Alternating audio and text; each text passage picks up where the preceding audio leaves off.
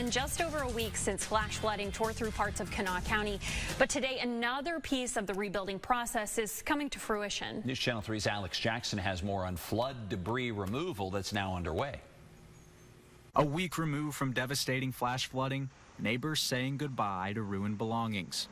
Kanawha County workers pulling bags of lost memories and taking them to the dump. A painful reality for those impacted by the flooding, but the next step on the road to rebuilding.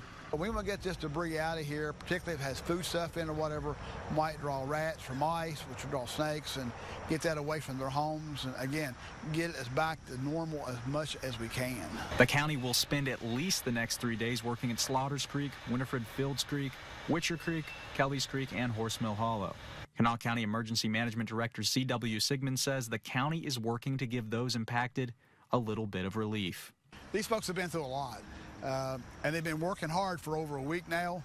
And one of these days, they're going to stop and take a break. And it'd be nice when they do take that break and they're just wore out, that they look around and they see some progress. You know, they've all done a lot of work on their homes. A lot of faith-based organizations been in working.